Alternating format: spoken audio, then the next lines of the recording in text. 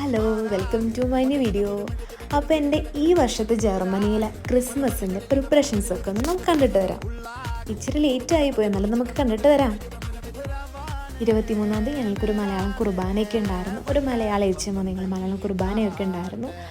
അന്നേ ദിവസം തന്നെ ഞങ്ങൾ കേക്ക് കട്ട് ചെയ്യാമെന്ന് വിചാരിച്ചു. കാരണം അച്ഛന് 23-ാം തീയതി തന്നെ തിരിച്ചു പോകേണ്ട ആവശ്യമുണ്ടായിരുന്നു. അപ്പം അന്നത്തെ ദിവസം തന്നെ ഞങ്ങൾ കേക്ക് കട്ടിങ്ങൊക്കെ സെറ്റ് ചെയ്തു. കുഞ്ഞു കുട്ടികളെയും അതുപോലെ തന്നെ അഞ്ജന ചേച്ചിയുടെയും ബർത്ത്ഡേ ആയിരുന്നു ഒന്ന്. അപ്പോൾ അഞ്ജന ചേച്ചീനെയും അച്ഛനെയും കുട്ടികളെല്ലാവരും കൂടെ ഒരുമിച്ച് നിർത്തിയിട്ട് കേക്ക് കട്ടിങ്ങൊക്കെ ഞങ്ങൾ സെറ്റ് ചെയ്തു.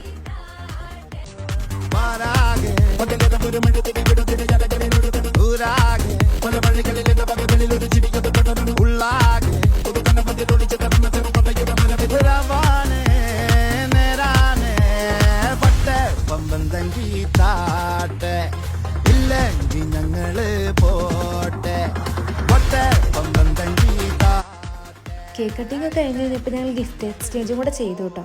അത് ഞാൻ വീഡിയോ ആയിട്ട് എടുത്തിട്ടില്ലായിരുന്നു. അങ്ങനെ ഞങ്ങളെല്ലാവരും ഗിഫ്റ്റൊക്കെ എക്സ്ചേഞ്ച് ചെയ്തു. അന്ന് അത്രയും തന്നെ പരിപാടികളുണ്ടായിരുന്നുള്ളൂ. പിറ്റേ ദിവസം മോർണിംഗ് 8 മണിയായപ്പോഴേക്കും ഞങ്ങൾ ഹാളിലെല്ലാവരും എത്തി. അപ്പോൾ ഞങ്ങൾ 2 ഗ്രൂപ്പൊക്കെ ഉണ്ടായിരുന്നു, ഡെക്കറേഷനും കുക്കിങ്ങും. അപ്പോൾ ഇച്ചാന് ഡെക്കറേഷനിലായിരുന്നു. അപ്പോൾ അവരൊരു സൈഡിൽ ഡെക്കറേഷൻ സ്റ്റാർട്ട് ചെയ്തു, ഞാൻ കുക്കിംഗ് ഗ്രൂപ്പിലായിരുന്നു. അപ്പോൾ ഞങ്ങൾ ഫസ്റ്റ് തന്നെ വെജിറ്റബിൾസ് എല്ലാം കട്ടിങ്ങൊക്കെ സ്റ്റാർട്ട് ചെയ്തു. അപ്പോൾ ഞങ്ങൾ കുക്കിംഗ് ഗ്രൂപ്പുകാർ ഒരു സൈഡിൽ തകൃതിയായിട്ട് കുക്കിങ്ങിൻ്റെ കാര്യങ്ങൾ ചെയ്തുകൊണ്ടിരുന്നപ്പോൾ ഡെക്കറേഷൻകാർ അപ്പുറത്തെ സൈഡിൽ ഡെക്കറേഷൻ്റെ കാര്യങ്ങളും ചെയ്തുകൊണ്ടിരുന്നു.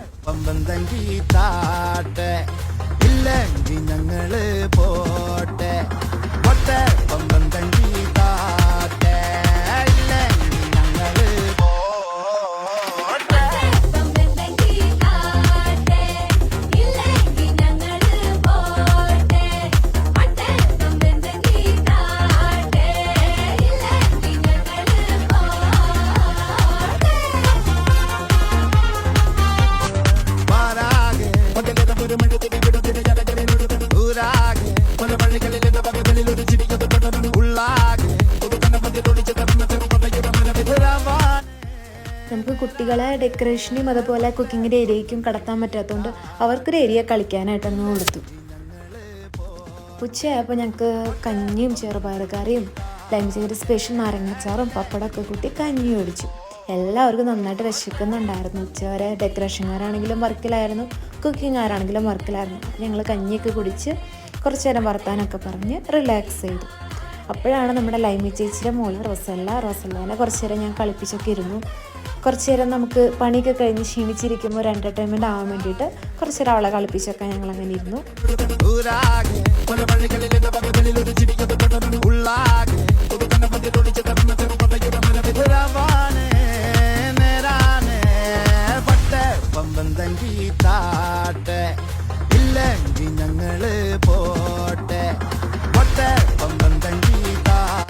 അത് കഴിഞ്ഞപ്പോഴേക്കും ഞങ്ങൾ ബീഫ് കട്ടിങ് സ്റ്റാർട്ട് ചെയ്തു. ചേച്ചിമാർ ആണ് കുക്ക് ചെയ്തത് ഈ പ്രാവശ്യം. ഞങ്ങൾ എല്ലാം കട്ട് ചെയ്തും അങ്ങനെയൊക്കെ ഹെൽപ്പുകളൊക്കെ ചെയ്തു കൊടുത്തു കേട്ടോ.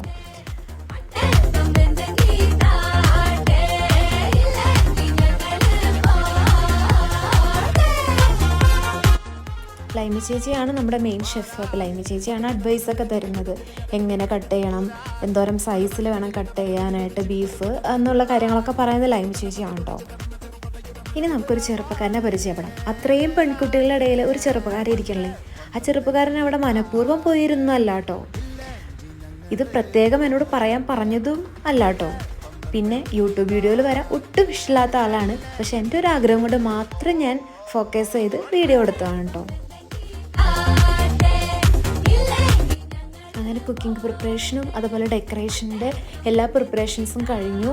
അപ്പോൾ നമുക്ക് ഡിന്നർ പൊറോട്ടയും മുട്ടക്കറിയായിരുന്നു. അതൊക്കെ കൂട്ടി വേഗം ഫുഡൊക്കെ കഴിച്ചു. കാരണം അത് കഴിഞ്ഞിട്ട് 9:30 ജർമ്മൻ കുർബാനയുണ്ട്. അങ്ങനെ എല്ലാവരും ഫ്രഷായി വേഗം പള്ളിയിലോട്ട് വന്നു. പള്ളി വന്നപ്പോഴാണ് ട്വിസ്റ്റ് ഉണ്ടായത്. ഞാനും ബിറ്റിയും ഒരേപോലത്തെ വൈറ്റ് ആൻഡ് ബ്ലാക്ക് തീമിൽ ഡ്രസ്സ് ഇട്ട് വന്നതാണ്. നോക്കിയപ്പോൾ ഏഞ്ചലും അങ്ങനെ വന്നതാണ്. എന്നാൽ പിന്നെ അവർ രണ്ടുപേരും കൂടെ 2-3 ഫോട്ടോസൊക്കെ എടുത്ത് എല്ലാവരെയും ക്രിസ്മസൊക്കെ വിഷ് ചെയ്ത് ഞങ്ങളങ്ങനെ വീട്ടിലോട്ട് പോയി. അപ്പോൾ അത്രയേ ഉള്ളൂ.